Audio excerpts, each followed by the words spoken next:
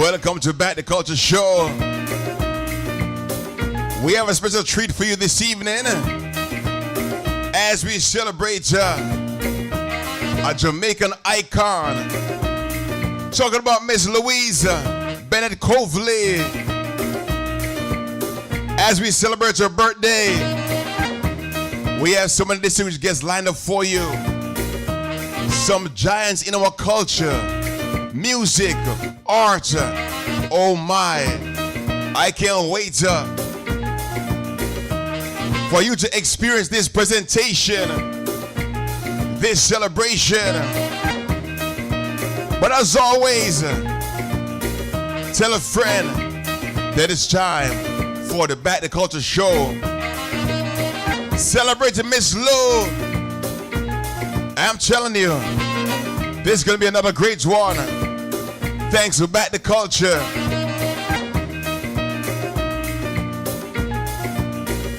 Down below in the comment section, drop your favorite Miss Lou song, poem, or saying. Ring ding! Back the Culture time. Back the Culture Show. Celebrating the icon, Miss Lou. This long time, girl, me never see you. Come make me hold your hand. Again. It's a long time, girl, me never see you. Come make me hold your hand. We'll have jump from sit down for tree top, pick up the blossom.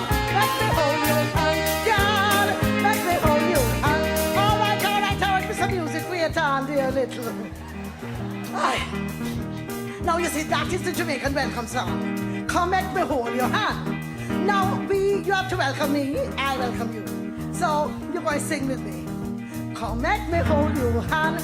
Again. All right, yes dear. But I don't want to hear anybody say, come let me hold your hand. No twanging. You see? Because you're going to pile up the culture. No matter with that. Come make me hold your hand. Come make me hold. This long time, girl, me never see you. Come make me hold your hand. It's a long time, girl, me never see you. Come make me hold your hand.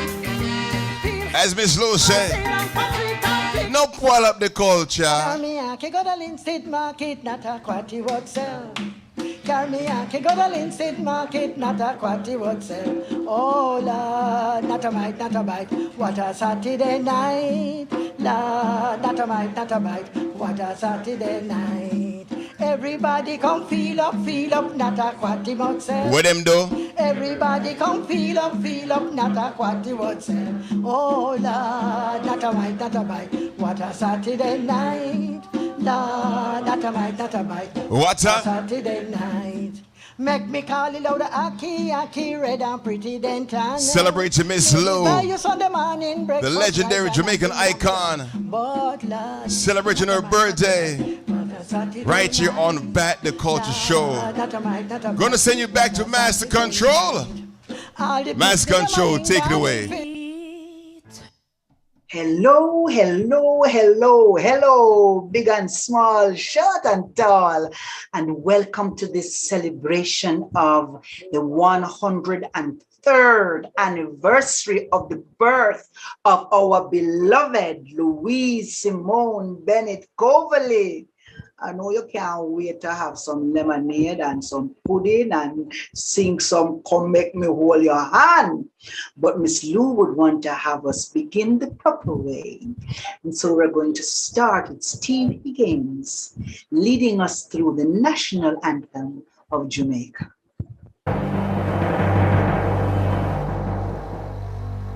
Eternal Father, bless our land. Guard us with thy mighty hand. Keep us free from evil eyes. Be our light through countless eyes. To our leaders, great defender, grant true wisdom from above. Justice, truth be ours forever.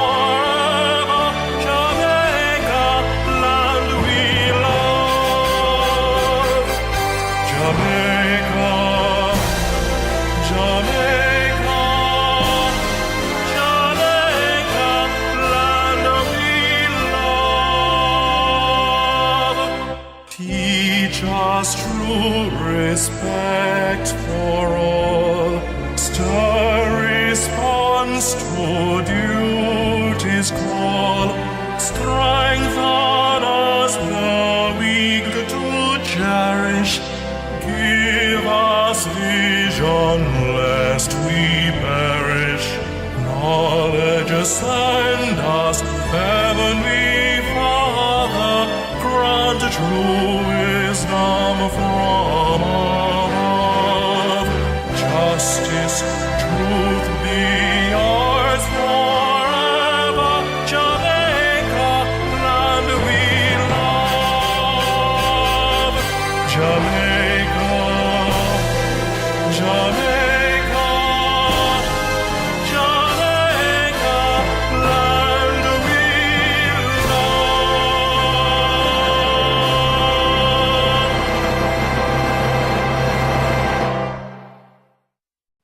Thank you so very much, Steve, for that beautiful rendition of the prayer that we call the national anthem of Jamaica. And now it is time to party.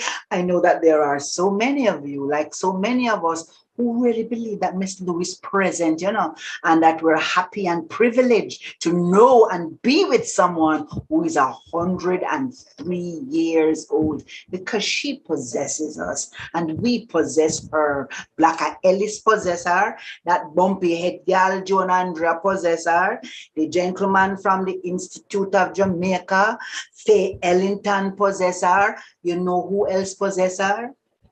The Consul General of the Jamaica office in Miami, Mr. Oliver Mair, who is himself a thespian. I bet you many of you didn't know that.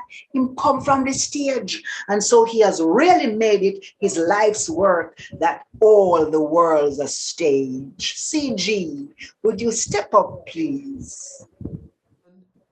Greetings. My name is Oliver Mair, Consul General of Jamaica, based in Miami, with responsibility for the Southern United States.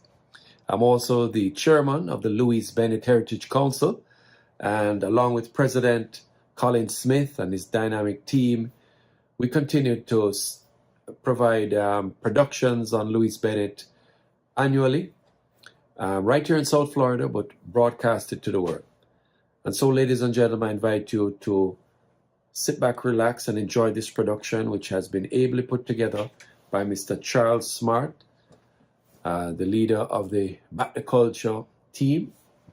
And I want to salute all the performers who have joined together to do this special presentation on our cultural icon, Miss Lou, who we all deeply love and appreciate. Miss Lou, we love you for true. Miss Lou, you make we feel brand new. Miss Lou, you make we jump and sing. Miss Lou, you are with everything. Well, that's my little poem.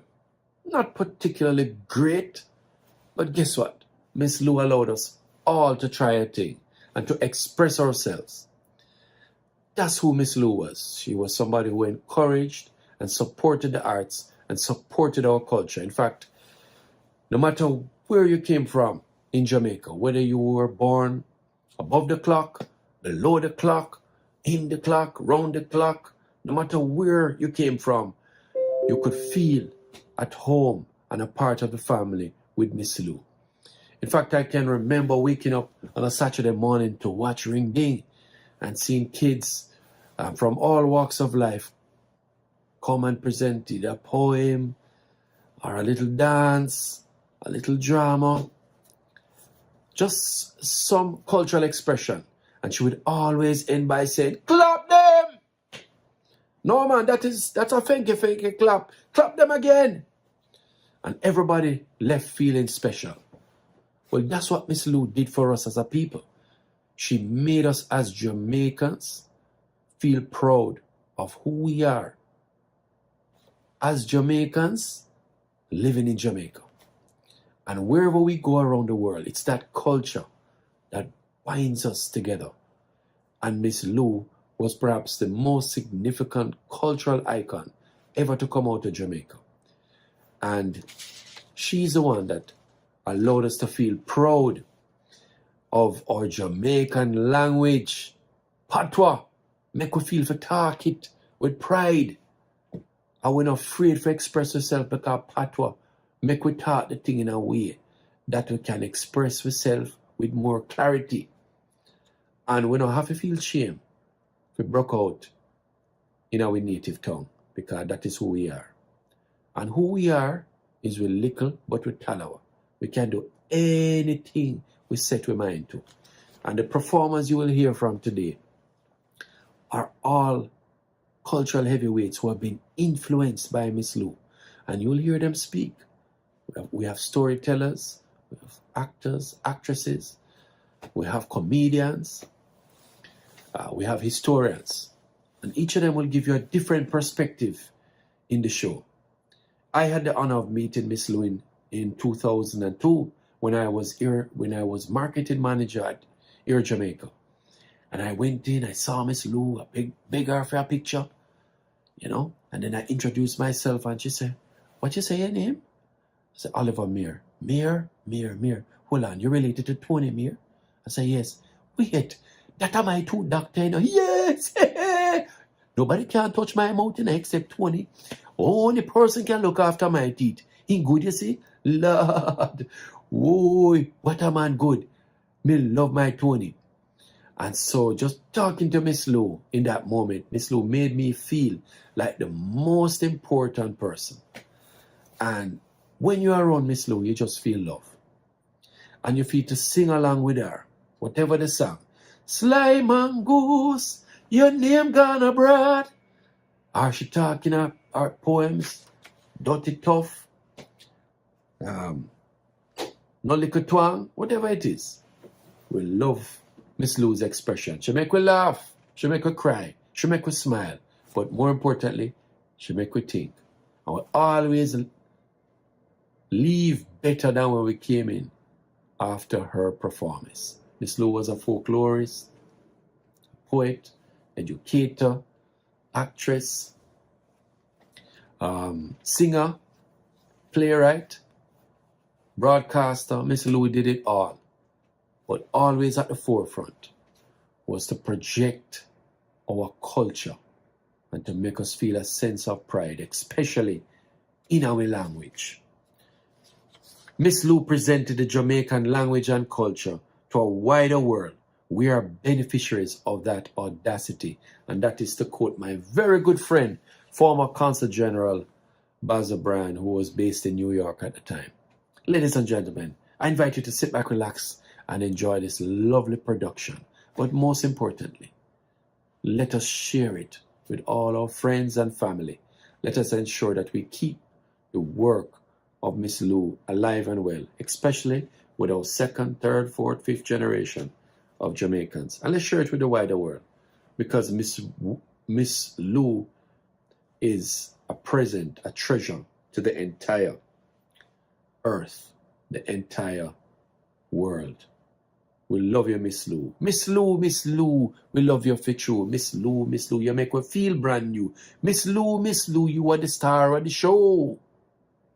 The people them a call for you to be a national heat. Well, you may not say anything and get in trouble. Ladies and gentlemen, sit back, relax, and enjoy the show. Aye. CG, me glad to see you are going like you are one of Miss Lou picking me. And you already tell us who the president of the Louise Bennett-Coverley Heritage Council. And so we are now going to invite him to talk to himself and see if he can talk like you. I am delighted to bring greetings and well wishes on this, the anniversary of Miss Lou's birth. Today, Miss Lou would have been 103 years of age. And what a legacy she has left us. She still commands great admiration both in Jamaica and internationally. Her works are being used in schools and colleges, albeit not as much as we would like, and it is our hope that we will see an expansion of this in the future. The Florida-based Louise Bennett-Coverley Heritage Council, for which I am currently the president, has dedicated its effort to the preservation of Jamaica's rich cultural heritage through the works of Miss Lou. Throughout the past 15 years, we have had writing clinics, reading festivals, and more recently, an annual Louise Bennett-Coverley Memorial Lecture. Through our fundraising efforts, we have been able to make and award scholarships to the Edna Manley College for the Visual and Performing Arts in Jamaica, and also to the Broward College in Florida. More recently, we have awarded scholarships to students undertaking reggae studies at the University of the West Indies, and in collaboration with the Excelsior alumni and the Dr. Sue Charitable Foundation, we have awarded 3 scholarships annually to students from the Louise Bennett All-Age School to attend Excelsior High School, Miss Lou's alma mater. At this point, I wish to highlight that as part of Jamaica's 60th anniversary celebrations, the Louise Bennett-Coverley Heritage Council will be hosting the National Dance Theatre Company of Jamaica for 2 concerts in South Florida, one on October 1st at South Miami-Dade Cultural Arts Center, and the other at the Miramar Cultural Center on October 2nd.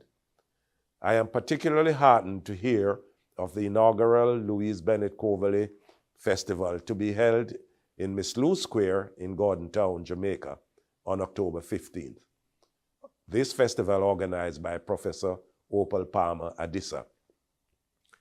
I also wish to thank Jamaica Heroes Modernized project and Back the Culture Show, host of today's Bunununus presentation. They have in the past collaborated with us in celebrating Miss Lou. Also, the Institute of Jamaica for their support, and the Louise Bennett-Coverley Estate in Toronto, who has always supported us. We particularly wish to thank our sponsors and supporters, without whom we would not have achieved our goals. And as Miss Lou would say, thank you, walk good, and good dopey walk with you.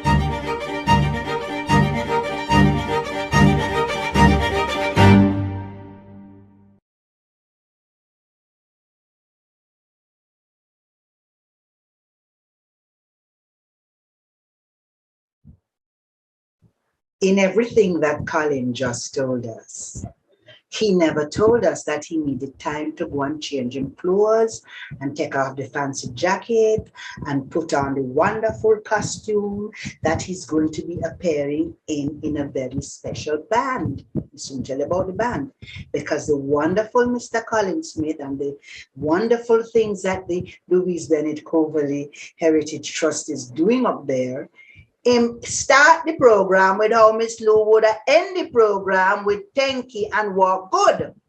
What he didn't tell us is that Miss Lou had her own unique way of beginning just about every show on which she appeared.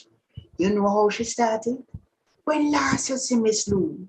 So I suppose if Miss Lou were here and she booked you up, she would have said what? Long time, girl, me never see you.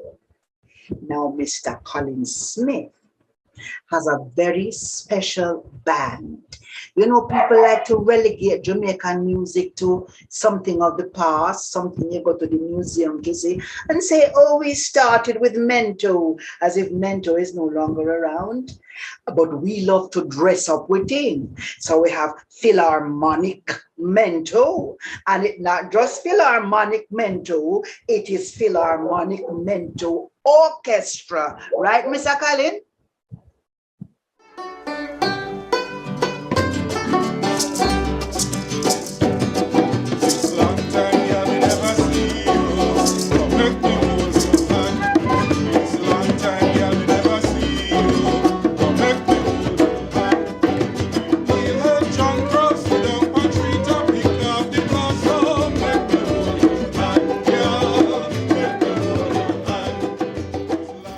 All right.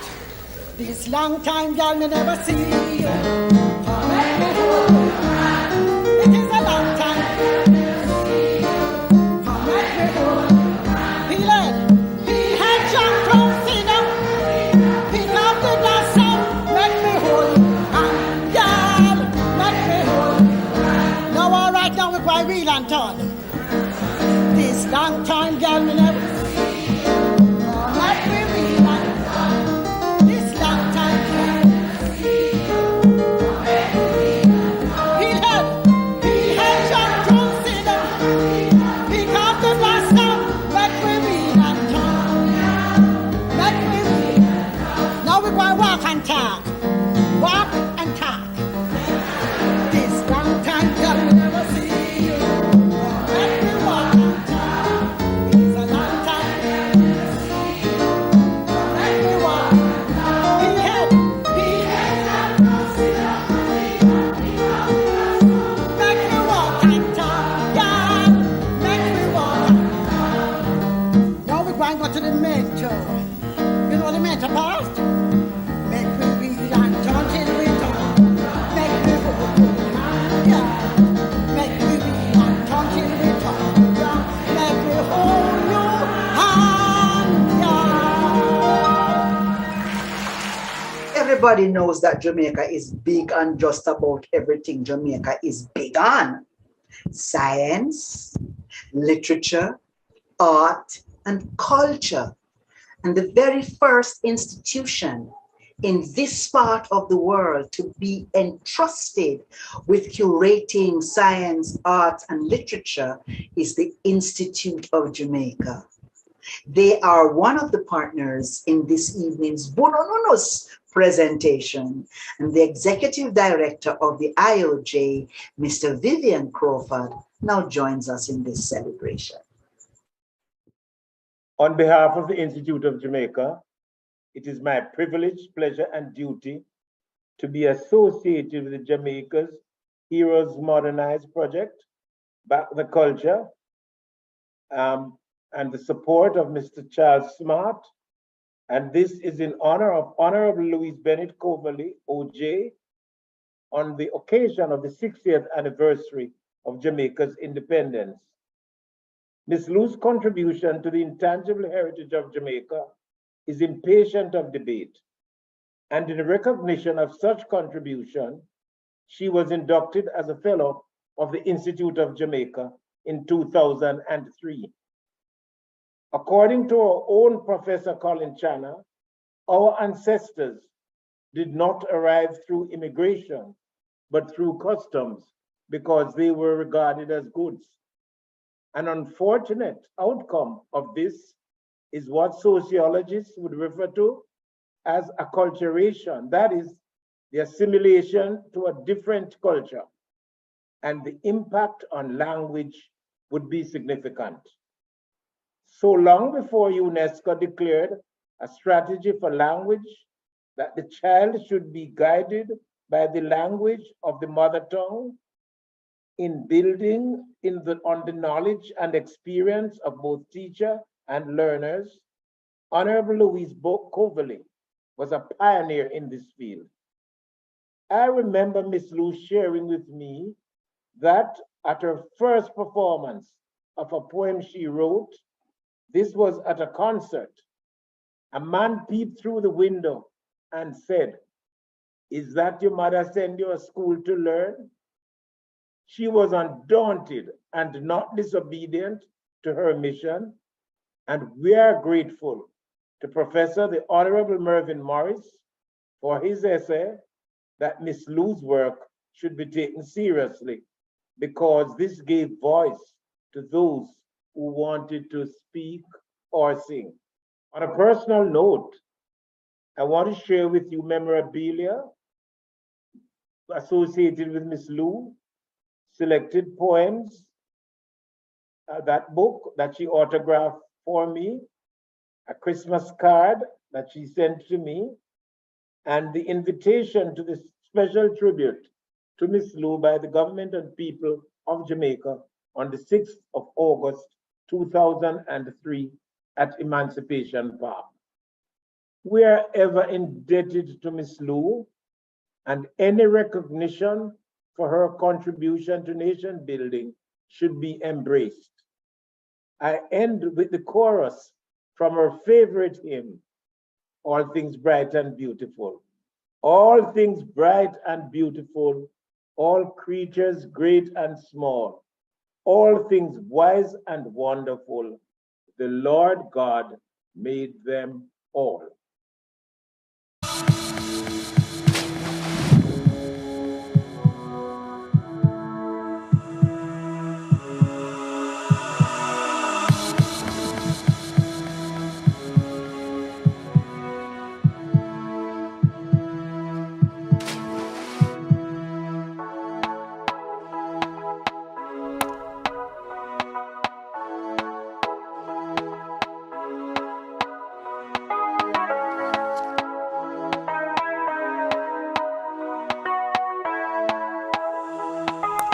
Jamaican heartbeat, come join us and feel good again. Jamaican heartbeat, Jamaica, come join us and feel good again.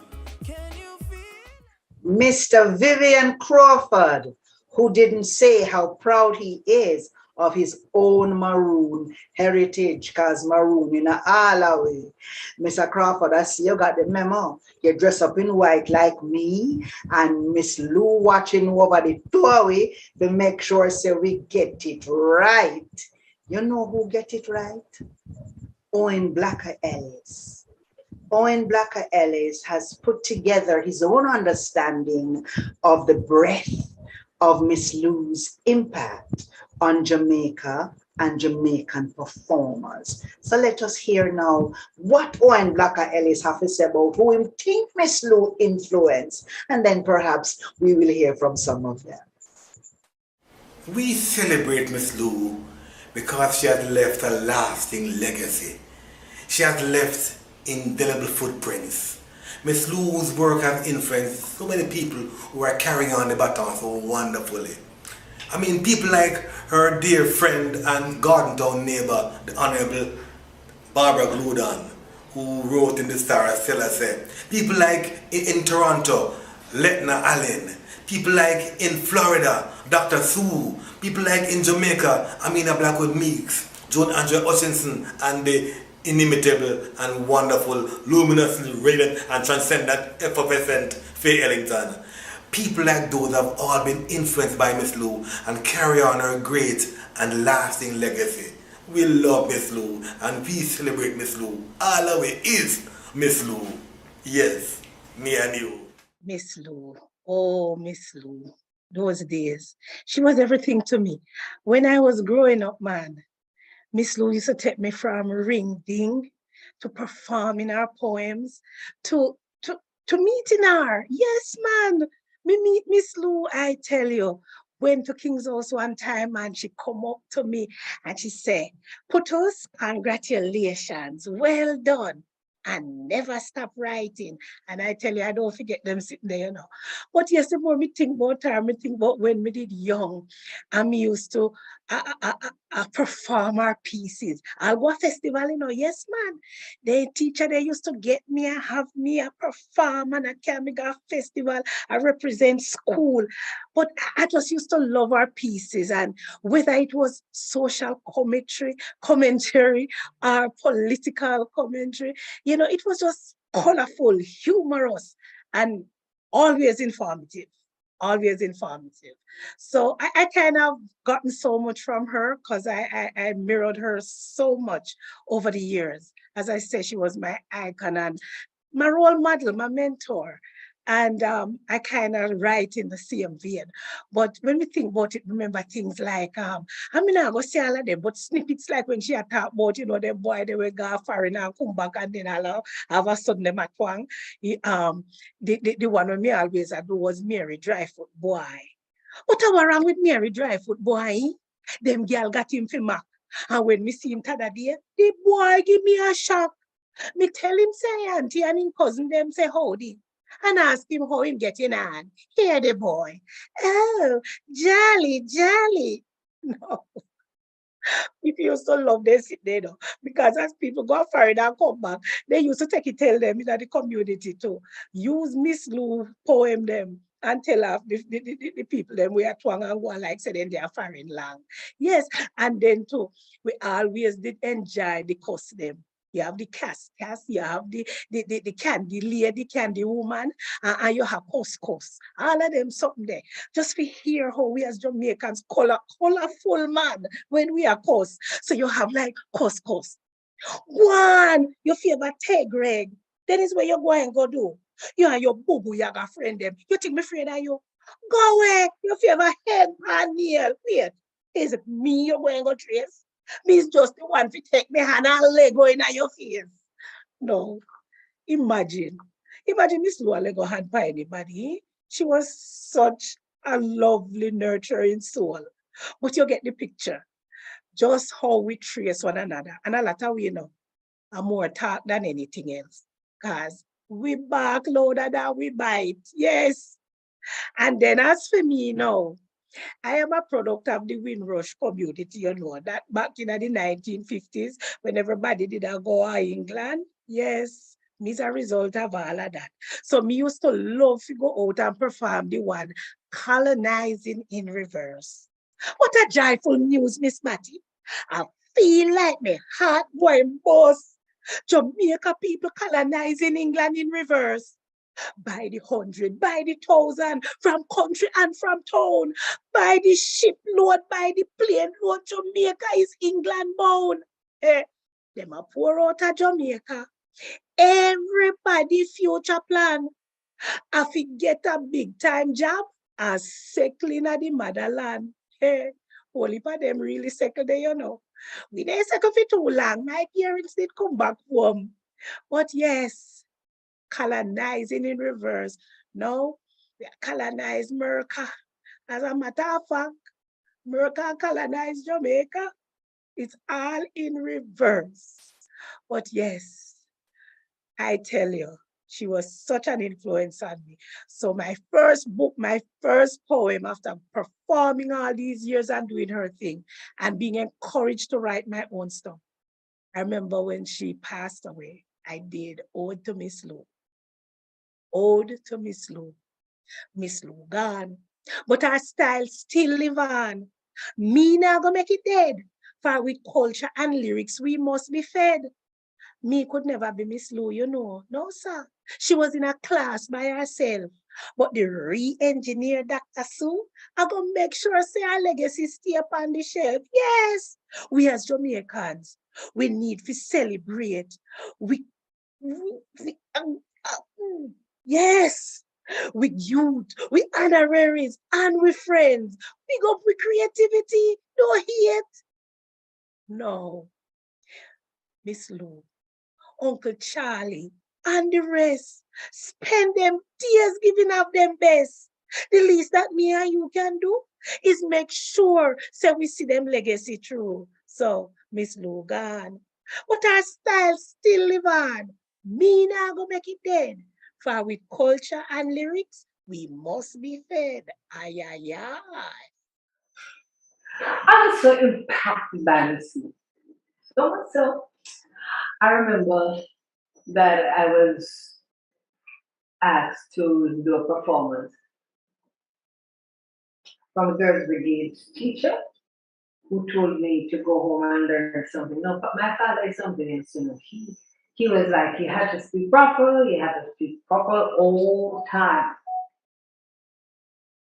And he was like, when you speak properly, I will reward you. So we were rewarded many times. So I was rewarded many times because I made sure I spoke properly all the time. I had a sister. She never cared to speak properly all the time. She just wanted to just talk her papa. She said, let me tell you something. Me talk my papa, me care about no reward and whatever I want get it. Can go and get it. Me no want get it. I got this poem to study, and I was just doing a poem, and I started out with, you see me try alone, that mother girl bitch, you come put me in a class because I'm big lion to it. She said, come call me to the day. And I stopped because I was trying to reflect. And then my father came out and he said, Faith, why did you turn off the radio? I said, well, I didn't turn off the radio. The radio wasn't done, sir. He said, you turned off the radio. Don't tell me a lie. You turned off the radio. I heard Miss Lou, and you turned off the radio. You're telling me that you didn't turn off the radio.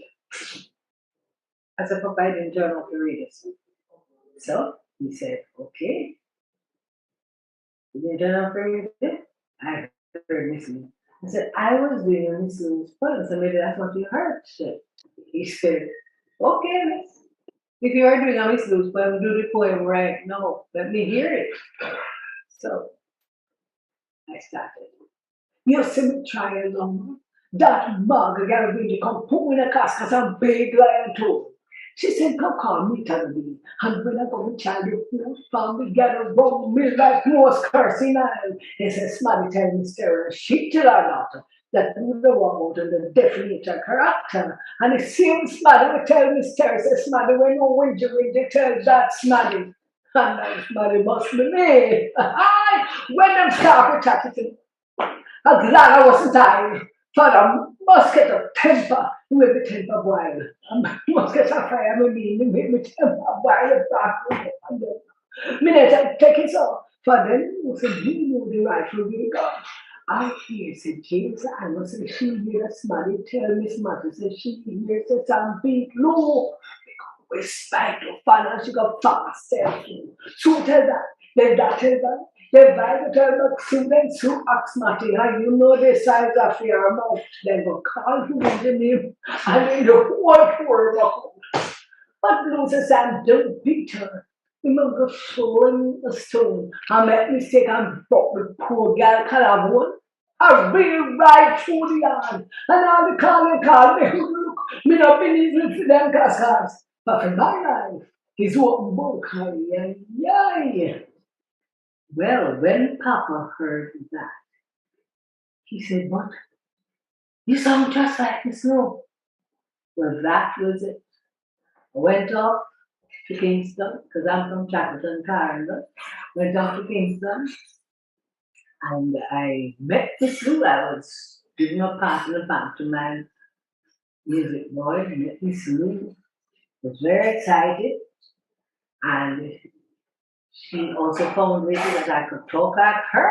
Lord, if you hear Miss Lou, she was excited about it so much. She told her friend, she said, I wanted, little one, I wanted to talk like me, for Lord. So she said, do it, no man, do it. So I started to do a little thing. Here on, Lord, you know she even sound better than me. This was something. I remember Miss Lou. Years later, I remember coming to Gordon Town to live, right, close to Miss Lou, and we'd go to pantomimes together. We had lots of fun. Miss Lou was so much fun. I remember her saying to me one time, she went away, and she said, she you know saying, nearly make my husband left me. I said, how Miss Lou? She said, you remember I was going to let him because he heard me on radio, and I knew on radio, and he knows me gone abroad. Lord of mercy, Mrs. You nearly mash up the marriage. Anyway, she said, I remember another time. Miss Lou said to me, I hear that you played part of the song when you came back. When I came back, I hear that you played the part of me. But Phoebe, darling, you are not me yet. So you know what's going to happen? I am going to ask them to pay you, but they have to pay me. Because you see, I use the name another you. This was so much fun. She was really a lot of fun. And I enjoy it.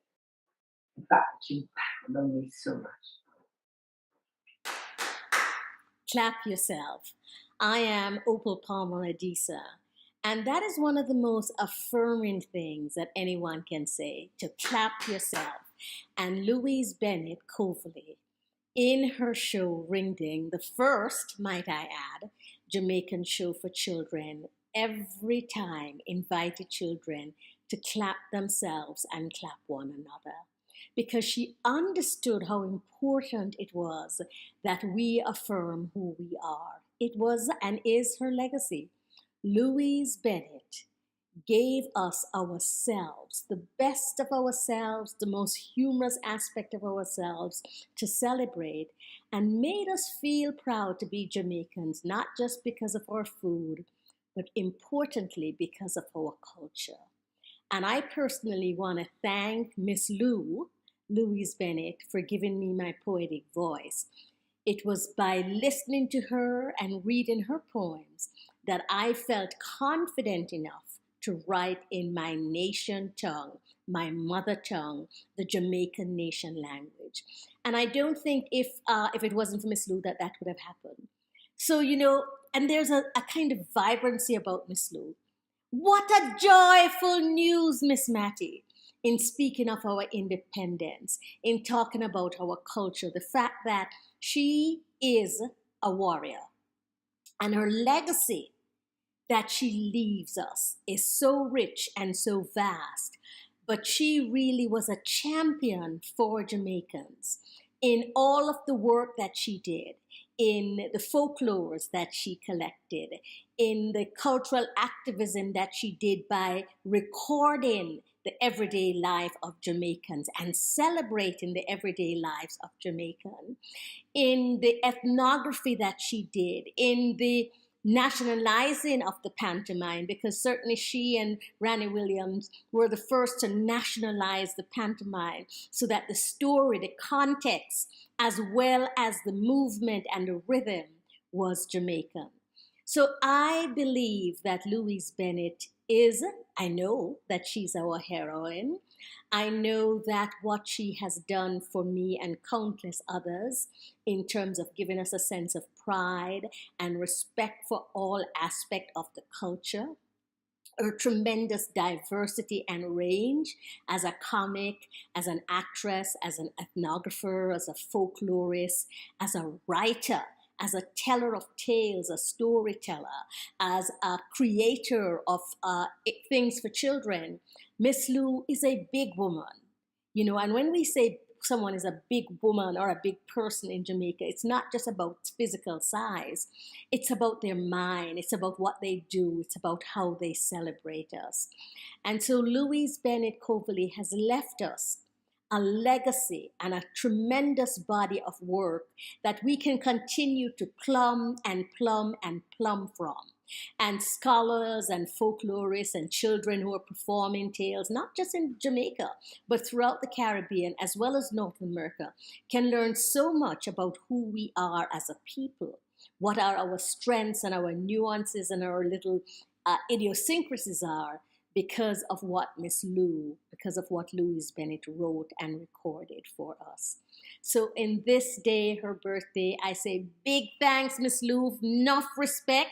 I know your duppy is there somewhere still guiding us. And I thank you. I thank you for your contribution. I thank you for your vision. I thank you for your legacy. How do you do, everybody? I am Raul Blaze. I am a dance and fitness instructor. I'm a foreign languages tutor, and I consider myself a cultural ambassador. I have an immense love for my country and its culture, and a lot of that has to do with Miss Lou and her work in preserving the Jamaican vernacular A matter of fact, whenever I'm asked of the languages I speak, which is my favorite, Patois by far. This poem, Miss Joyce Mongrel Dog, was written 2 years ago, and it was chosen to be a part of the Miss Lou 100 Voices collection, so I'm so honored. And now it's a part of my collection of poems called Femi Patois. 10 poems, 10 proverb, and 1 original story. So I hope you enjoy this. It's called Miss Joyce Mongrel Dog, written by Raoul Blaze, but influenced by the work of Miss Lou. Miss Joyce have a look mongrel, you see? Me warn him how much time. And if me go take something and lick him down now, them go charge me for murder crime. You can't tell her nothing about her mongrel. She take Jesus off of the cross. She rather sit down and gossip people business about cow fat and dead ass. Guess who thief sister Punime Whitefall them? Not the same little brute. One day after Mass Jasper catch him in him ground and broke him front foot. But I know Whitefall alone in thief. All Jankro, Babble Dove, and Duck. Him all thief the yellow from out of the egg. And all know the eggshell no broke. Him thief sugar. Him thief butter. All butcher bone and meat. Or him get past mad with so much sharp cutlass, only God alone know how him do it. Jump through window and pick door lock. Miss Joyce dog brazen, you see. One come lay down with family one. But she not ready for pitney. Aunt Inez knows they love him belly. So she poison the bread. You lick him down, him bounce right back with a hard mongrel for dead. Me go take my fast, go intravene. Who tell me to open my mouth? The rockstone dumping woman cuss me off and tell me to kill out. But police station I build on a square. So Miss Joyce mongrel free paper soon bun. Wait, I don't think I do one real dog me I talk about? The mongrel is Miss Joyce worthless mongrel son. Aye aye aye. Ladies and gentlemen, as I come tonight to celebrate none other than the Honorable Dr. Louise Bennett-Coverley. For my family and a pian. My daughter so they teach. And when rain fall and pass the sick, my son the royal preach. Sunday gone rain fall so till pass the could left the yard. People in that church and so you right get rebad. You see where me I go with this, me people? Me come to celebrate the culture of the only icon that make patois not a dialect but a language. And since Miss Matthew from up on the Northeast, I have to give you some little things I do all the time. So let me hear about my bank up on my head. Because market might still have gone. The buggy broke. The buggy broke. The buggy broke and the house fall down. The buggy broke. The buggy broke. The buggy broke and the house fall down. Yes, get up. Yes, get up. Yes, get up and in gallop gone. In gallop gone, in gallop gone. In gallop gone for Miss Maryland. Miss Maryland, Miss Maryland. The horse a jar up Miss Maryland. Miss Mary pick a junk a tick. Miss Mary pick up a junk a tick. She fling the tick. She fling the tick. She fling the tick and bush a get lick. Bush a get lick. Bush a get lick. Bush a get vex and pick up a brick. A fight when broke. A fight when broke. A fight when broke in a jackass stone. And all because the buggy broke. The buggy broke and the asphalt down. It's long time, boy, I never see you. Oh, make me hold your hand. Miss Lou, me glad you walk by this way. You make it comfortable for me talk the way me want talk. In the language that me love so good. Me, you're not there, but we keep on move on. And we are celebrate the culture. Same so it's evening time and work is over. So make me catch up the fire and pass me the gungu peas and rub up the flowers here and locks. Feel the evening breeze. Mama Lou, keep on resting until such great day. When the people of Jamaica put on the biggie boot on the barefoot pants and come celebrate Miss Lou life. Because if I never she, all of who wouldn't even talk like who to talk now in a public and everywhere else. So I make me left you with this. If Miss Lou never walked this way, then me couldn't know say the bankrupt couldn't balance by my head. And it's balancing the bankrupt. So ladies and gentlemen, happy 60th independence. And Mama Lou would be 103. Rest in peace. Aye, aye, aye. We have to celebrate Miss Lou. Who? Me and you. Because of the range of her work. Her range was vast. Miss Lou had a poem for every occasion. From political commentary to social discussions, she had a poem for woman, poem for man, poem for lovers, poem for protest. Her work had a vast range. And as actors, you can find a Miss Lou poem, a Miss Lou piece for every context. From the boy, everybody know Love Letter. I want the one that is my favorite. Cause it's a poem for a boy, for a young man, street boy. I beg your pardon, copy, lad. No can me go to jail, sir. When my friend them there, why? Lady, come back for me, no and not go and do it again, Sergeant. I go and go join Boy Scout.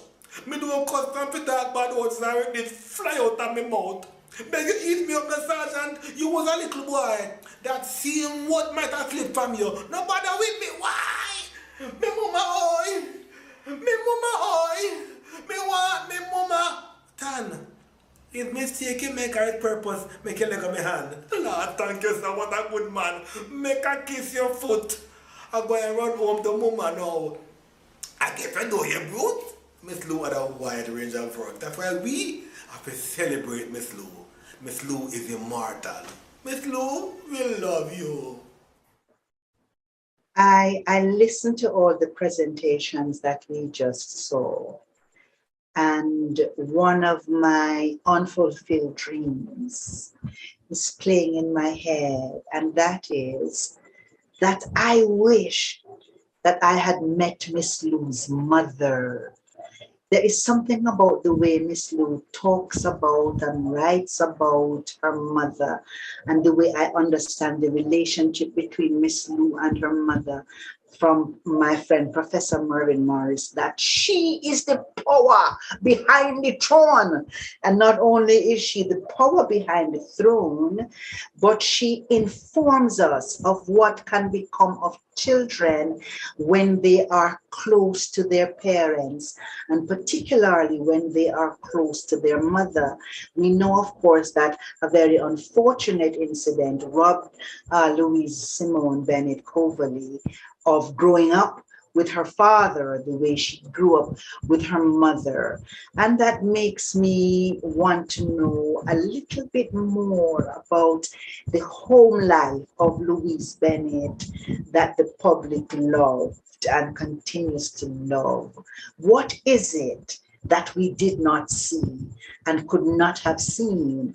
And what is it that we could learn about Miss Lou in retrospect from people who were privileged and blessed to share that personal space with her?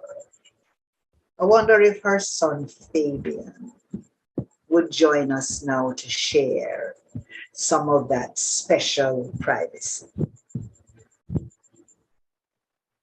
Fabian, it's great to see you. Howdy. Yeah, how you do? Thank you. One of the songs that Miss Lou wrote, which many people believe it's a general folk song. Howdy, how you do? Thank you. When she was commissioned by Jamaica Welfare to go around the country teaching us how to behave, how to become. Did you have that in your household? Was she always telling you, tie your shoes lace and smile, because howdy and thank you, no broke no square? To be quite truthful, I heard it, but I didn't pay it any mind. Okay. You were one of those. Yeah, but you see, when, Miss Lou was a persona on the outside, and she was the mother figure on the inside, right? From she touched the lawn and come into the house. It was a different persona, right? And the persona that many people or thousands of people saw on the stage, she didn't bring it home with her. It was a different persona. It was a mother. What are the markers of some of those differences? Because many of us experienced Miss Lou as a mother outside of the house. So what would you say are some of the markers of the Miss Lou that she left outside and the Miss Lou that she brought inside? I was hoping that I wouldn't have to pause when you asked me them questions then. But anyway. She now go beat you now, so you can tell me. Lord, no. When she came home, the persona changed to household. What's for dinner, right? Is her mother Miss Rob? I called her Miss Rob. She called her Kiri, or she called her Love, right? She had two names for her, Kiri and Love, right? And 9 times out of 10, when she got home, my father wasn't home, but so she would first check in with Miss Rob, who I call Miss Rob, who was my grandmother, right? And make sure that everything is cool with her, right? Then she would walk into the kitchen to check Gladys to see what Gladys made for dinner, because it would be about that time. Unless she didn't go out, and there are many days when she did most of her writing in her bedroom, on a desk in our bedroom there, all right? And then, you know, she would kind of call out, or people would come in and check in with her and says, well, Miss Lou, what you want for lunch, right? And then she would go through the itinerary of what she knew was in the cupboard, and what she, you know, because she put it in the cupboard, right? She go to the supermarket and buy all those things. And so she had the inventory in her head to know what it is.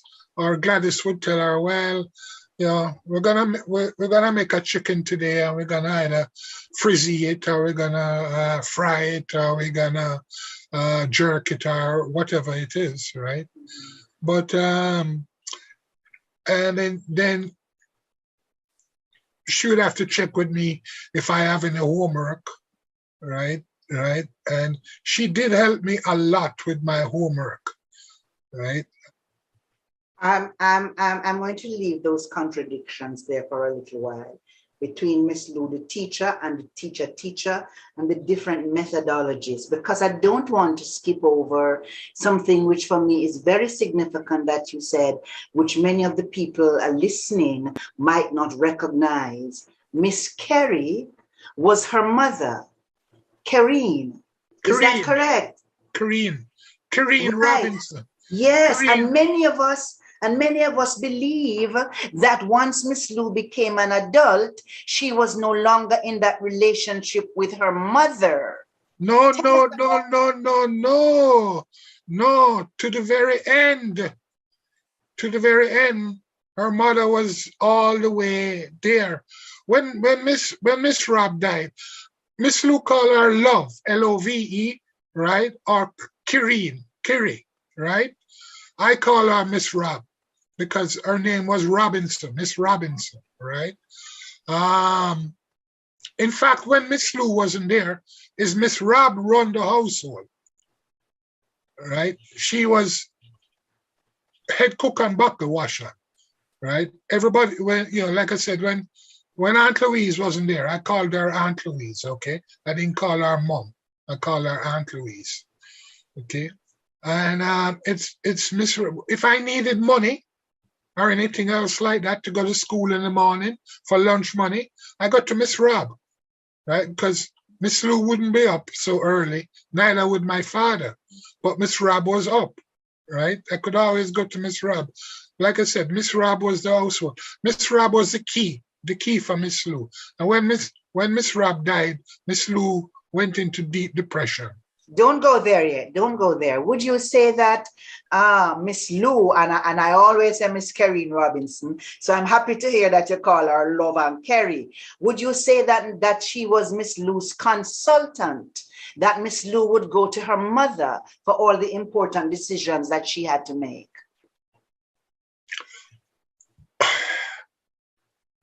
All the household important decisions. When it come to theater, she would consult with my father. I want to go back a little bit to when her mother died, because certainly as a superhuman, as a superhero, as a super figure, we have this image of Miss Lou as being always full of joy. And here you are saying that even as an adult, when she lost her mother, her own mother, she was deeply affected by it. Actually, Miss Lou was traveling when her mother died, right? And she arrived home, and the first thing she did, from what I heard, she went straight to the room because I think the body was still there. She broke down.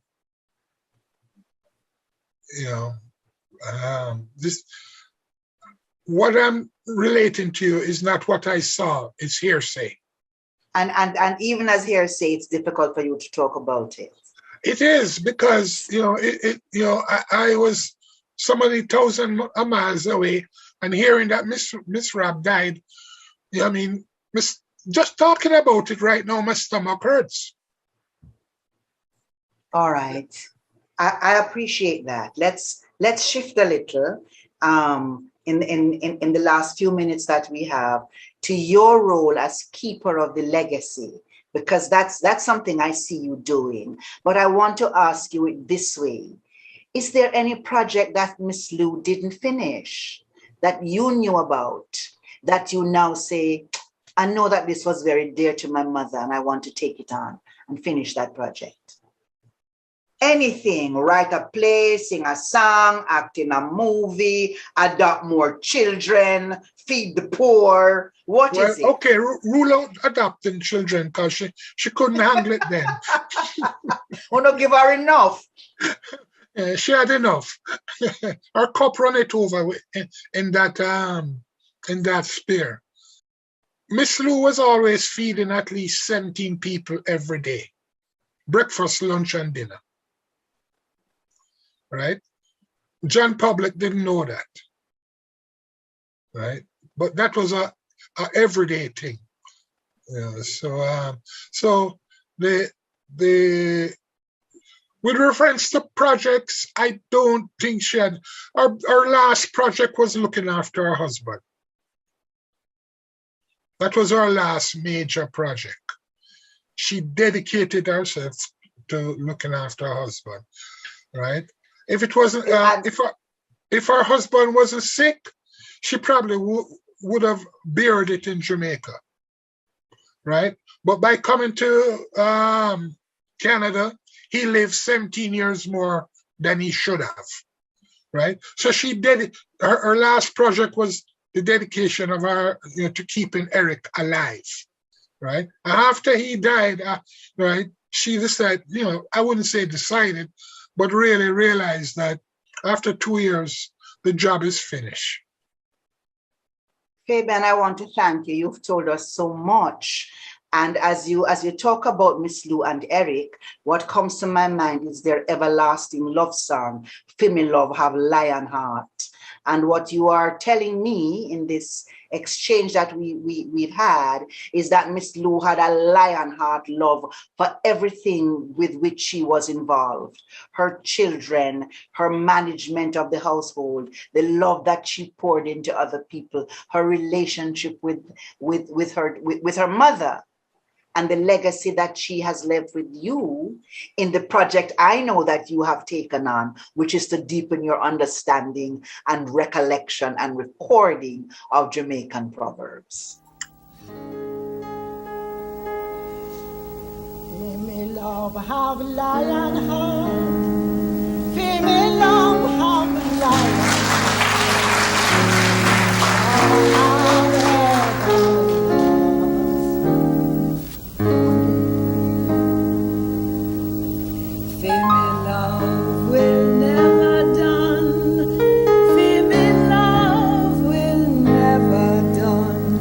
Shining like the sunshine, only for you.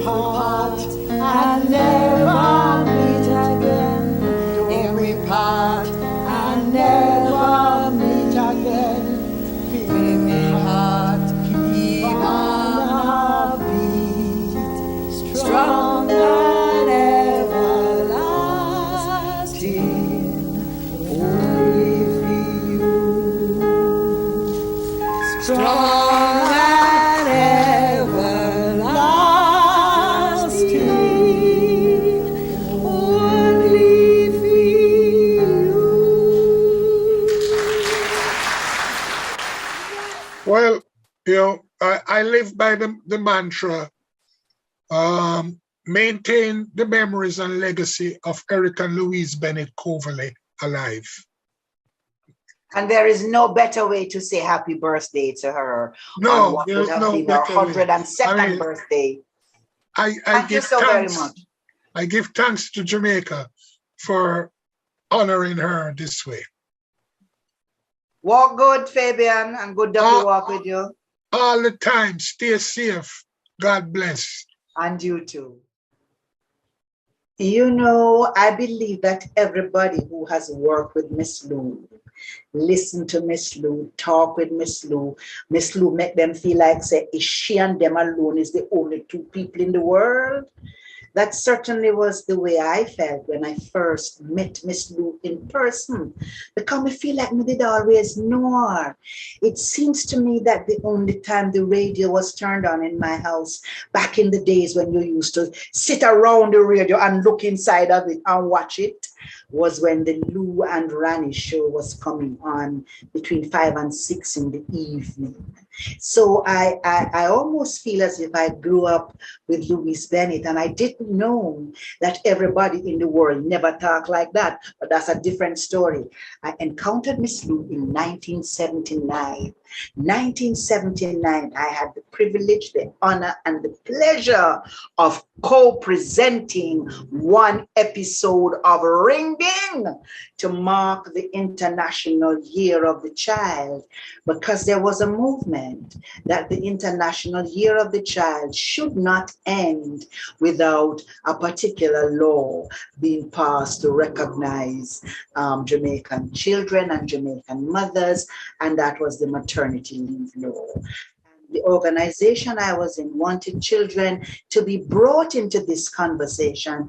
And so we approached Miss Lou to say, we can come on Ringing and talk about how important the Year of the Child is without hesitation. Miss Lou said yes. Guess who them sent? Mwah! Me turn up the morning now, man, the Saturday morning with my story. If you go tell the children them.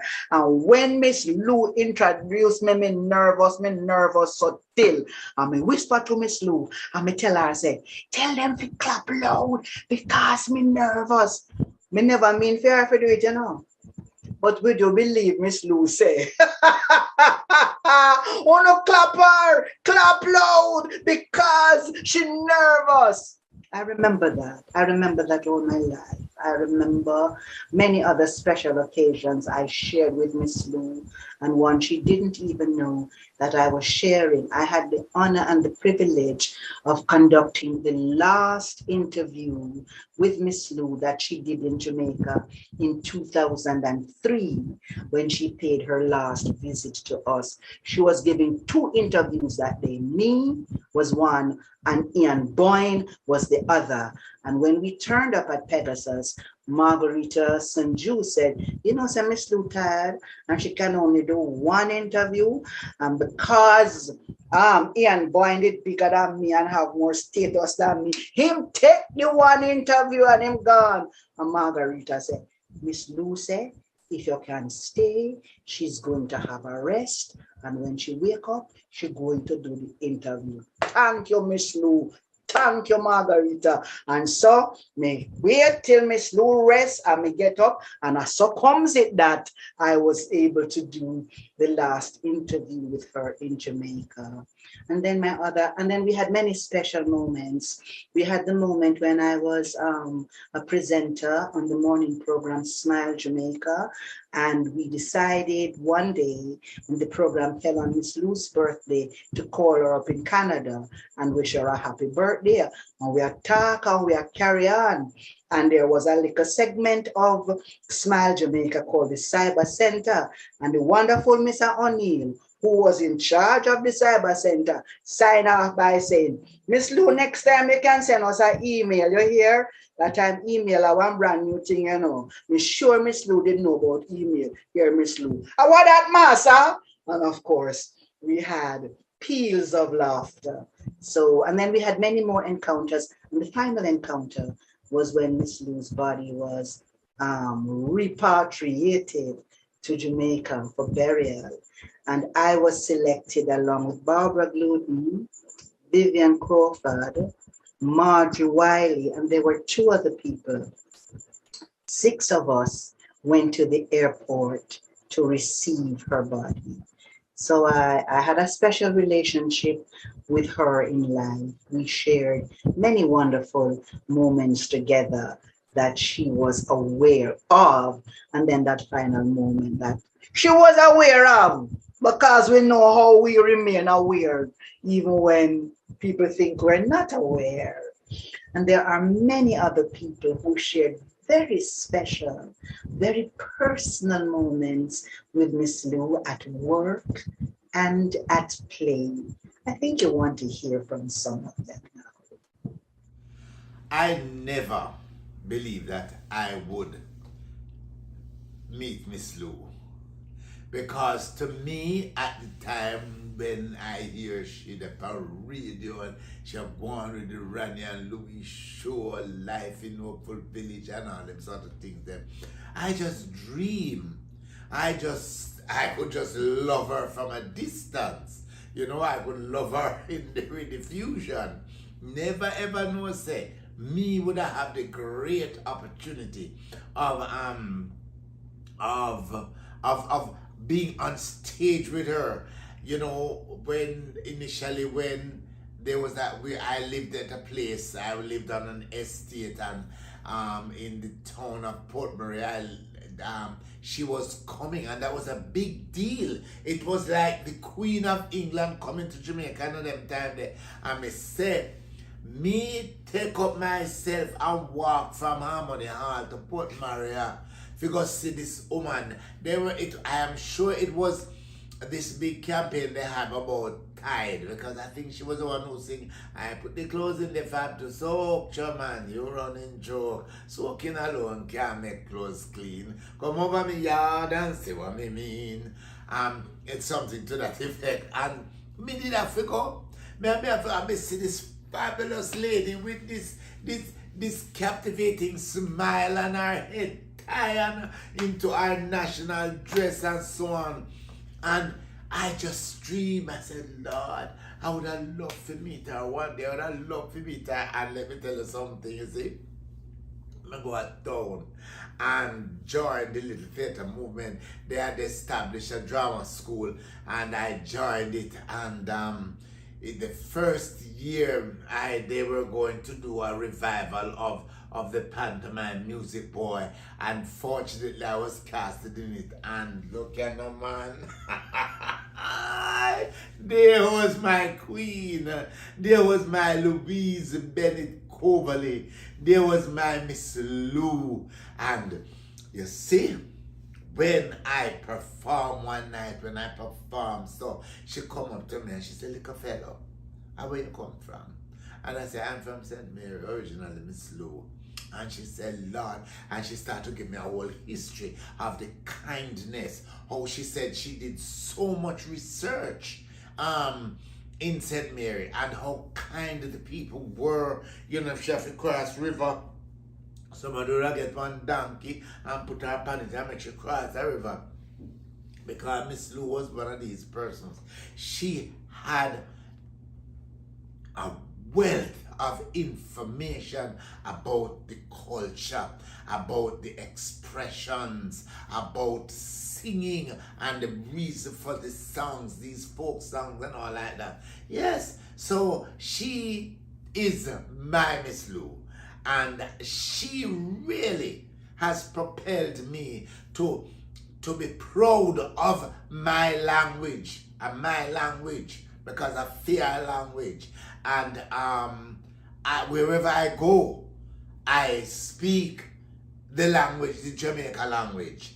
And it is because of Miss Lou, because Miss Lou speak it without any apology. And so me talk it without any apology too. So I am forever indebted to the one and only Miss Lou.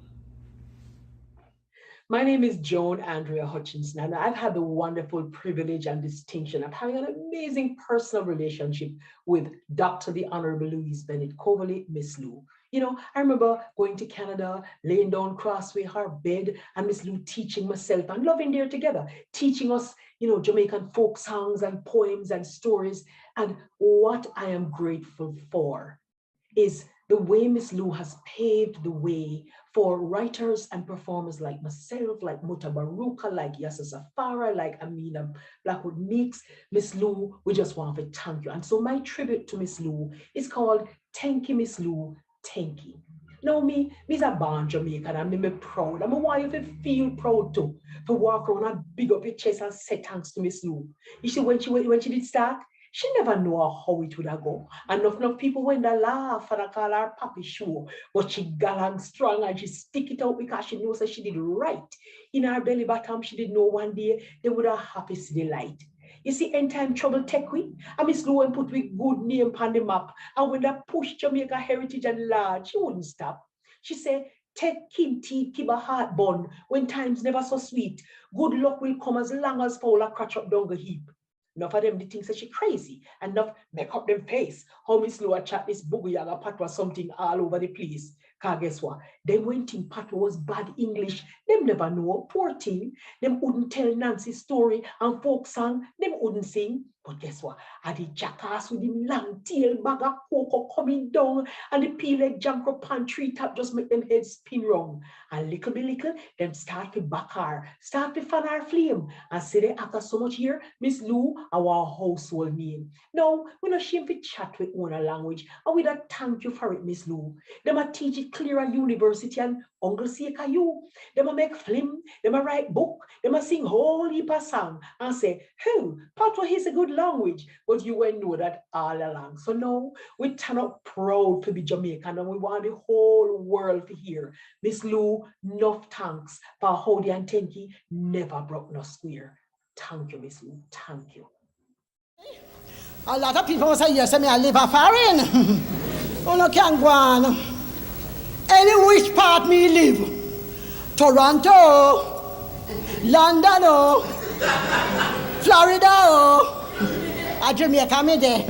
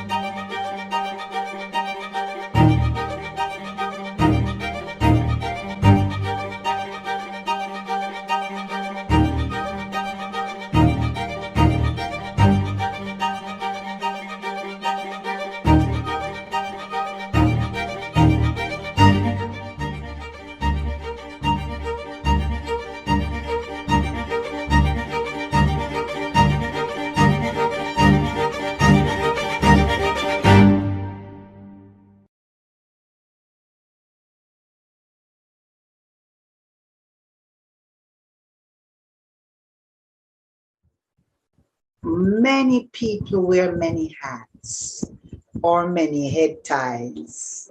And in the case of Marjorie Whylie, we, the nation of Jamaica, tend to know of her and think about her as the fantastic music ethnologist that she is, the master drummer, the master pianist, and the master jazz musician. You know what I think? I think it is almost impossible. It is almost disrespectful to talk about the career of Louise Bennett as we came to know her without saluting Marjorie.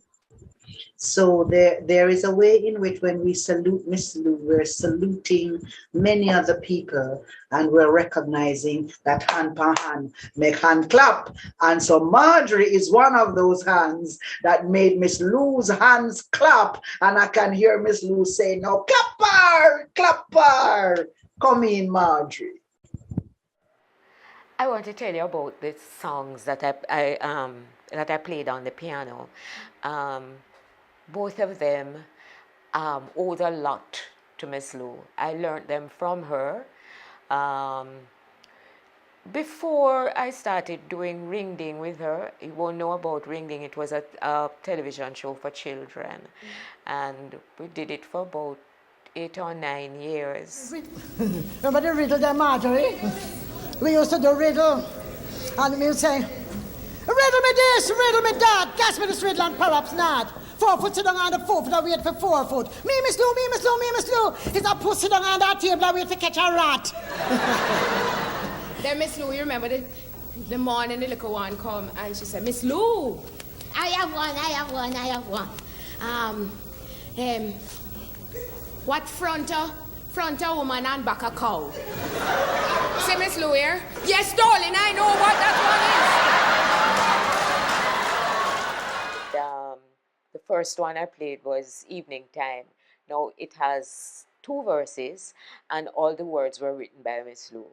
The music was by an English lady who taught at Alpha for a number of years and then retired and went back to England. And she had this music that she had written, and Miss Lou took it and put words to it. And she sang it, and then it was used in a pantomime and so on. And it talks about carrying the head on the basket on your head and so on, and come ask Joe, rest yourself, myself, dear son, because all day been working and all of that. So it talks about how to rest in the evening and so on, have something to eat, dance and all of that kind of thing.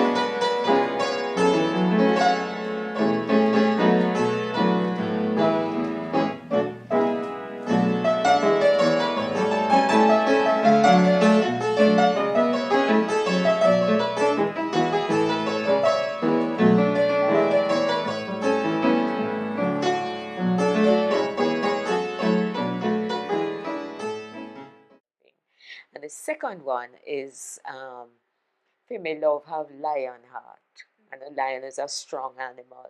So it means that the love for whoever it is very strong. Female love have lion heart, strong and everlasting, only for you, and so on.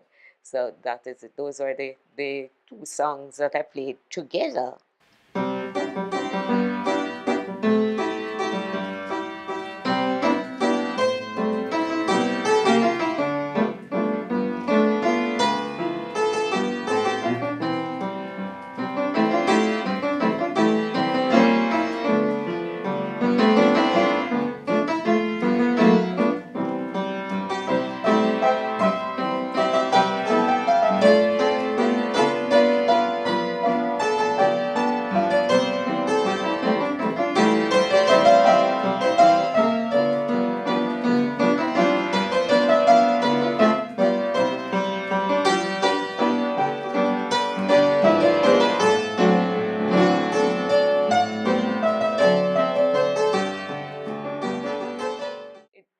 The songs had fun within them, and then others were telling the story. So that is it.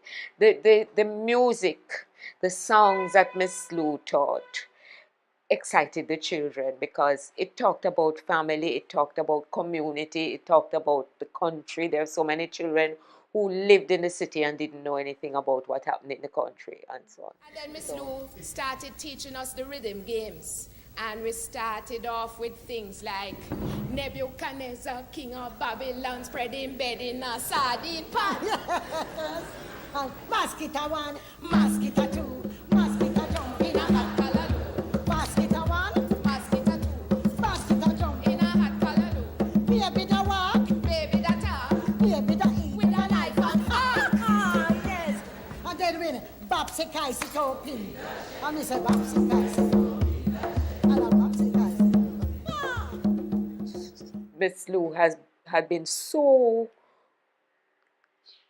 such an inspiration, and she had a wonderful approach to doing with things by teaching, and some of it was part of entertainment and that sort of thing. She would always try to bring the audience into what she was doing.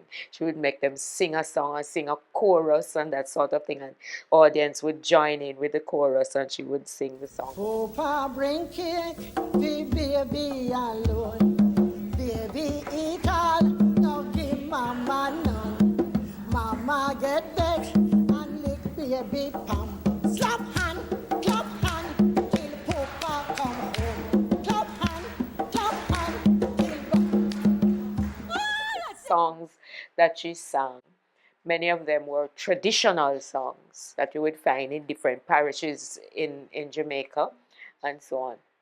And apart from that, what she would do is she would take a melody of a folk song, maybe she didn't know the words, and then she would put words to it and so on, and made it all very interesting. Like when goat meat done, or where corridor go do, you know, all of that sort of thing. When Mary gone, then our Charlie da go do. Mary cook the food, Mary wash the clothes, stretch a dollar, make two. She thought about ideas of practical living, what you needed to survive. And these things went into the songs.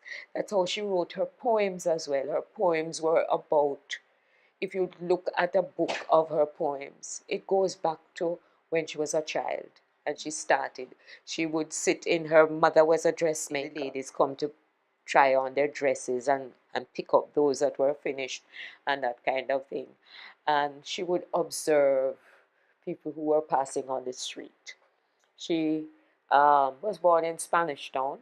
My mother knew her when she was a teenager, and she was in college with a much older cousin of mine, and so on, in Highgate. So we knew her when I was a little girl, and then it happened that as I grew older, I would accompany her when she was doing concerts. In Jamaica, they used to have lots of concerts that had different artists. So you might have a dancer, somebody reciting a poem, somebody singing, somebody playing on the piano, a guitarist, somebody playing violin, that kind of thing. It was a variety concert, which was something that was very strong. Miss Lou grew up on that, and then she started creating her material until in her early years, when she had just left Excelsior High School, to this person who was editor of the Gleaner. And when he heard her at a concert, he invited her to write a poem that was published in the Gleaner once a week. And then after that, a lot of those poems were brought together in her first publication. And since then, she had done two or three books after that of work. And it's so interesting because from the poems, you learn so much about the country. I don't think that she got all, she was honored. She had an OJ and so on, which is the most serious award that you can get, a Jamaican award. But I don't think that since she has passed on, we have kept, you know, an attitude towards her work, which was so valuable, so very, very valuable, and which children love. At festival time, you can hear the little ones reciting her poems, you know. We did a lot of research into the Jamaican traditional language. You know, plenty of us out there masquerading as cultural experts. But if it wasn't for Miss Lou, you know, some of us wouldn't know what we are doing at all. We're going out there, but she told us where to dig. And so we go out there and research because she do the whole of the searching out already. And then there are so many words, like Miss Lou came out. The first time I heard the word bunononos, I said, what? She said, bunononos. She says, that is nice, something that is lovely. Bunononos, you have a look, bunononos, pretty dress you have on. Your face looking good, your hair is looking good, and that is bunononos. But then she had the opposite of bunononos, because most adjectives and so on would have another aspect of how you look. And when you don't look good, Miss Lou would say you're bugu yaga. So that's why you hear my auntie wrote, she said that it really vexes her anytime she hear people a style for the Jamaican language as corruption of the English language. For she know we make them not call English language corruption of the Norman French and the Greek and the Latin, where them say English is derived from.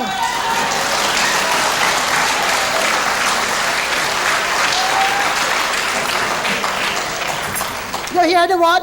Derived. English derived, but Jamaica corrupt. And afterwards say nothing no go so. Jamaica derived too. I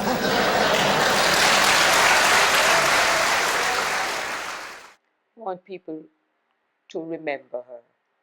And I think it's time for them to put up a little statue of her in Gordon Town, because her house was up on the hill and so on. But I think it's time for her to be honored beyond the OJ, because I think it's time for her to be a national hero, a national heroine, because she made sure that our culture has been kept alive and that people understand when she is speaking the Jamaican Creole, what people call patois, and so on. When I was at university, there was one of the courses that I did that we dealt with learning the Creole languages of the Caribbean.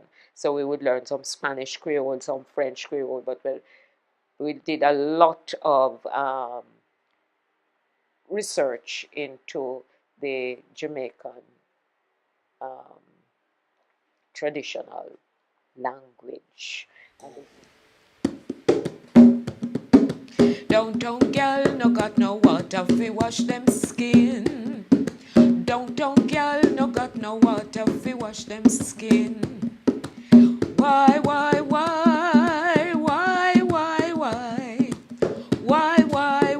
Police go and take them gal in charge. Police go and take them gal in charge. The uptown gal no got no water fi wash them clothes, keep them clean. Uptown gal no got no water fi wash them clothes, keep them clean. Why?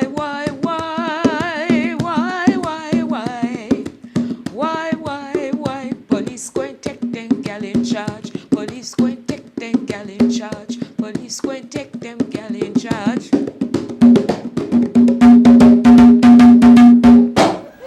But the one we used to love to do with the children. Man in body. Yes. And Marjorie, you must say man in body. Man in body. Me no body for you. Then a who then? A tenor. Which a tenor? Tenor sir. Which a sir? Sakabaya. Which a buyer? Buy steel. Which a steel? Steel a go. Which a go? Go the farah. Which a farah? Farah ma. Which a ma? Mama dougal. Which a dougal? Dougal flash. Which a flash? Flash a Benny. Which a Benny. Which a Benny? Benny are the man that go play for the young girl road. To go mama, then to go from like up in the gallery.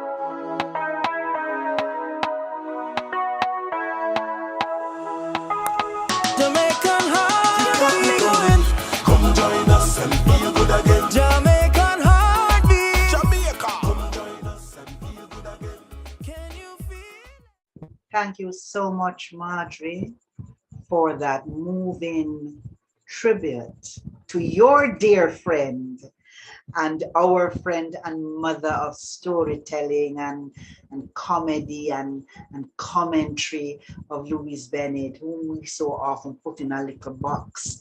But Miss Lou was bigger than any box that has yet to be invented. Miss Lou did love sing. She did love music. I really believe that she really loved music. Of all the things we call Miss Lou, we don't call her a musician yet. But we sure said Steve Higgins, whom we heard from at the beginning of the program doing the national anthem of Jamaica, would have taken some of his musical cues and musical notes, albeit him is a big tenor man and so on and so forth, from Louise. And so guess what now, Steve never asked you to prove it.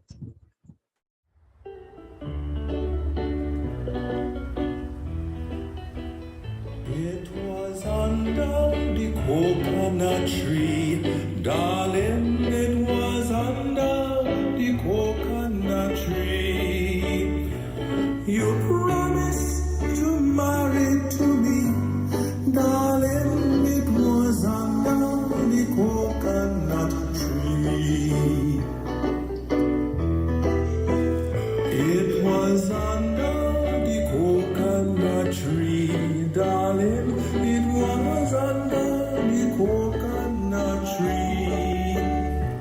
'Twas there that you gave me your love, darling, it was under the coconut tree.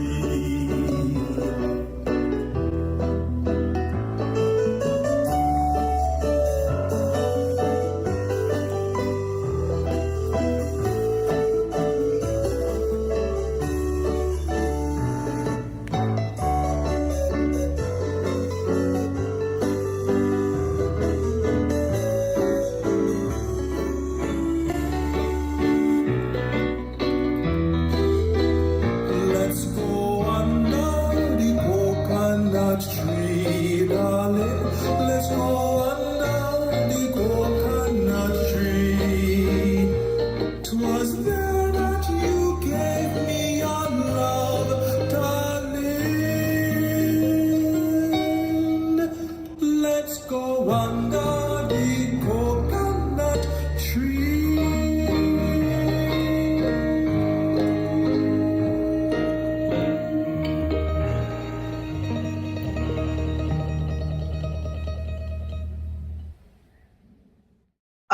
This celebration of the 103rd anniversary of the birth of our beloved Louise Simone Bennett-Coverley is brought to us as a project of the Jamaica Heroes Modernized project.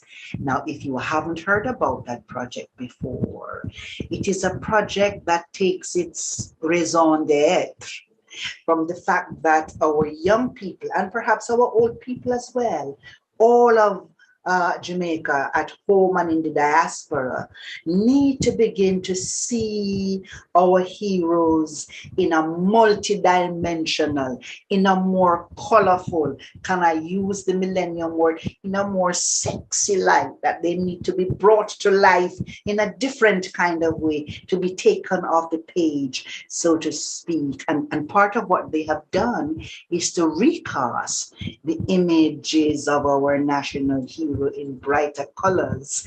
I'm sure you must have seen that. Well, the brain behind that, the founder of the Jamaica Heroes Modernized project, which also has a program called Back the Culture, is Charles Smart, who is himself an artist and who is himself responsible for the brighter colors in which we have been able to see our heroes presented. And Charles do all kind of thing and paint up other kind of people. I'm not going to call them name in this program because Miss Lou Watchery, and we don't want anything to overshadow Miss Lou this evening. But Charles has a very special Louise Bennett-Coverley project, and I am going to be as surprised and as enthralled as you are, because I too am now going to be seeing it for the first time. Thank you, Amina. I hope all of you are enjoying this program so far, and I hope to have finished the painting of the Right Honorable Louise Simone Bennett-Coverley for this show, but as you'd have it, it's still a work in progress. And that's very much like our beloved country, Jamaica. And that's why the Jamaica Heroes Modernized project, one of the things that we talk about is empowering independence. And so many of our cultural icons and dignitaries have called for Louise Bennett to be honored as a national hero. And we want, as a part of our project, to show that heroism is not dead. It's not something of the past. It's not something for those people who are in black and white photos and are no longer with us. But it's something that continues today. And heroism looks very different in different times. The heroism of Queen Annie doesn't look like the heroism of Marcus Garvey. And it doesn't look like the heroism of people like Louise Bennett-Coverley and the person that you see behind me, the Right, hopefully in the future we'll be calling him the Right Honorable Robert Nesta Marley. And so we hope that through this project, we will highlight these individuals and the significance of the work that they've done. And as we celebrate Louise Bennett's 103rd birthday today, we want to just highlight the significance of the cultural and identity, how she's helped us to embrace our identity. You know, one of the things that no one has really spoke about yet is that she also, very much like Bob Marley, believed in the philosophies of Marcus Garvey, one of our national heroes. And one of the things I believe that she was doing with helping us to embrace our tongue and our language is by embracing our identity and emancipating ourselves from slavery. Slavery from what? Slavery from a mindset that was replaced by a colonial system, and embracing something that's authentic to us and who we are. And so we celebrate her today. I hope you guys are enjoying the show. I want to thank all of the people. There's so many individuals to thank to make this happen. This is not something that, you know, we could have done without the help of many members of our board, many members of the Jamaican community who contribute to this, and the behind the scenes folks that help to put on a production like this. I want to thank, you know, Jamaica Tourist Board for coming and supporting us for this project on this particular show. And I hope you enjoy the rest of it. Make sure you share it with your friends. It's going to be online. This project, you can log on to JamaicanNationalHeroes.com to learn about it, or go to our Facebook, YouTube, and Instagram pages at Jamaican National Heroes. Enjoy the rest of the show, and thank you so much for joining us today. Anybody ever hear Miss Lou doing dub poetry? Anybody know that as a result of the technology that we now command, you could have bring somebody's voice from that time and put them in a recording with somebody from this time? Well, gentle people, short and tall, big and small, they have done it with Miss Lou. And it's not just Miss Lou and anybody or everybody, you know, is Miss Lou and special people. You know how Jamaica gives special things to the world. And one of the special things we have given to the world is dub poetry. And the people them who perform dub poetry and who are the parents of dub poetry acknowledge Louise Bennett-Coverley as the mother of dub poetry. Muta Baruka is one of them. Yes. So, my dear, anybody know Muta Baruka? One day Muta come to me and him say, Miss Lou, you know that you was the first dubber? Yes. But they argue that next year. Miss Lou is the subject. You know, Miss Lou is very dear to us because over the years we have come in contact with her and I've seen what she has done for the language in Jamaica. Things that they used to call bad. Now we can add bad word. It's now acceptable. The problem I find with a whole heap of people when they talk about Miss Louise, they see her as a comedian rather than a social activist. Because a lot of our poems is social activism in the work, in the making. And we need to analyze her in that way, that the people can understand and say what she was saying, because she said it in the Jamaican language. It's not a joke, even though people love to laugh at themselves. But my aunt wrote to say, when the Asian culture and the European culture broke upon African culture in the Caribbean people, we stir them up and blend them to the flavor. We shake them up and move them to the beat. We wheel them and we turn them and we rock them and we sound them and we temper them and laugh so we can And over the years we have come in contact with Miss Lou, we find say she's a very jovial person. You know, it's easy for love her. And now them claiming, we call for her to be national hero from long time. We have a poem named Miss Lou. Miss Lou, Miss Lou, we love you for true. We love how you chat. Some not like that. Miss Lou, you're ever for true. Now it's years now we see what you do for poetry here in Jamaica using our patois. Miss Lou, we love you for true. We love how you chat. Some don't love that, Miss Lou. Some say Nanny a hero for true, but me think you're a hero too. When you chat, it sounds so sweet. And all Jamaica just a skin them teeth. Now we have the opportunity to carry her go to the studio and record a poem named Dirty Tough. It was one of the highlights of my poetic life when I could carry Miss Lou to Tough Gang Studio with the musicians, very young musicians, and she recorded a poem that she wrote 50 years previously. Imagine that.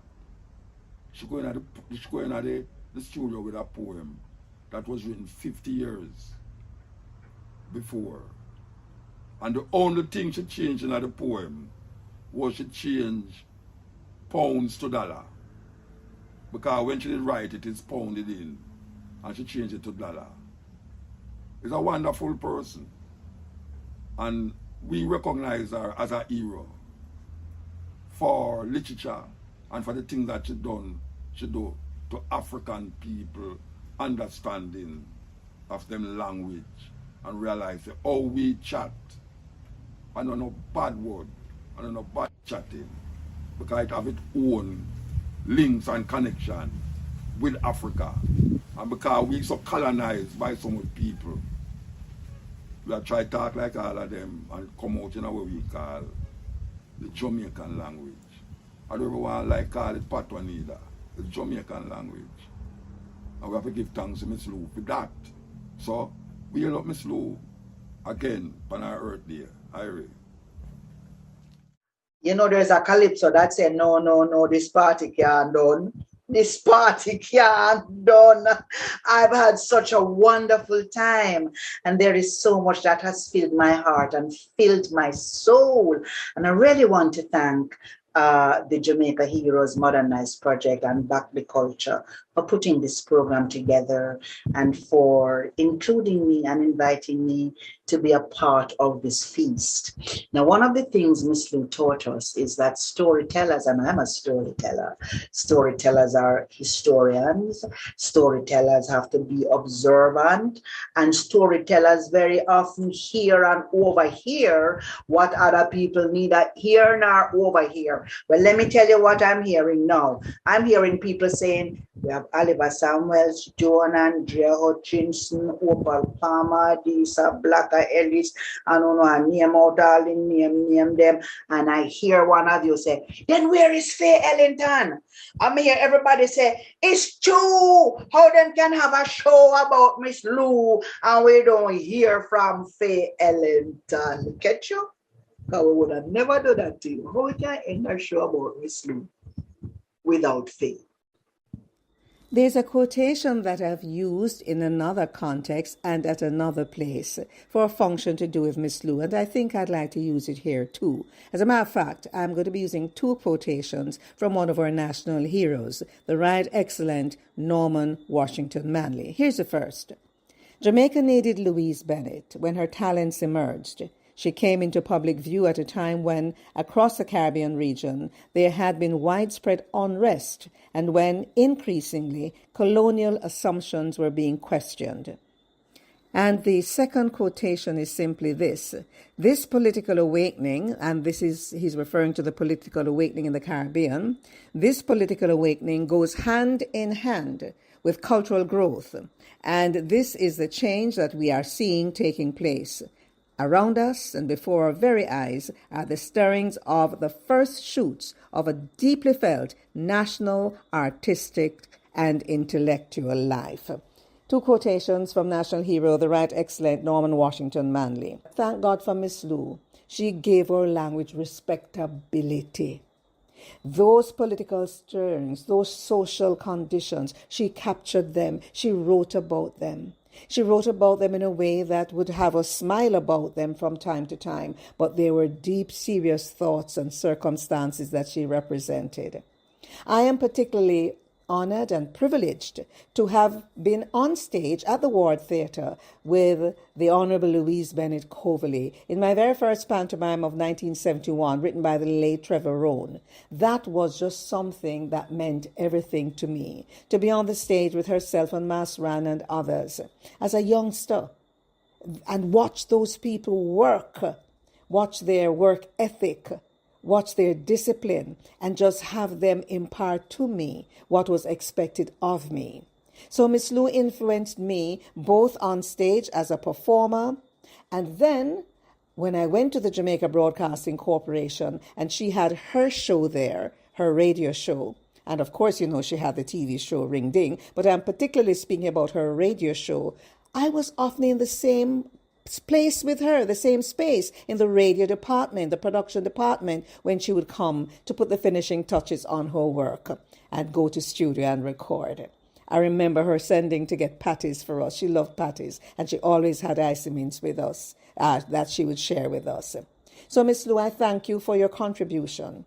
I thank you for, and I use the word again, the respectability that you gave to our language, the identity that you stamped on us indelibly. And I just want to say to everyone who is a part of this event, just understand that this woman, she brings such grace to her performance.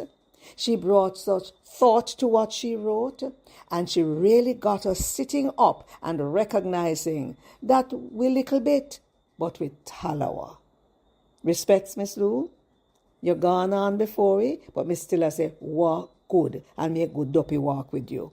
So, in the same way, Miss Lou, our special long time girl, me never see us to begin the show. We can't end the show without the way Miss Lou normally end the show. You know that song? If you don't know it, you're going to learn it tonight. Walk good on your way and good dopey walk with you. Walk good every day and good dopey walk with you. Every day on your way. Walk good, good follow you. If you just walk good on your way and pay going to walking now. Walk good every day and good dopey walk with you. Every day on your way. Walk good, good follow you. If you just walk good, if you just walk good. As children, we learn the true meaning of being a hero. Being a hero requires great sacrifice for others, not just ourselves. We learn about the heroes of Jamaica's past and how much of themselves and their lives they had to give in building a nation we should be proud to call home. They believed in a Jamaica that was more than just a country, more than just an island, more than land surrounded by water. They believed in a dream of a free nation of people. a nation built on the foundation of their sacrifices, a nation of many people working as one, a nation that will continue to produce legends and nation builders that serve towards that vision. As children, we were also taught the national pledge, a solemn promise, an undertaking. I would like to believe Sir Hugh Sherlock, while writing this pledge, understood the vision and dreams of our heroes. It's clear being a hero is too much to ever ask any one citizen. Luckily, the pledge does not require heroics of any of us. It merely asks that we honor our heroes by striving to advance our nation and ultimately inspire the world, like they and many Jamaicans have done. It's important we remember those words. These words.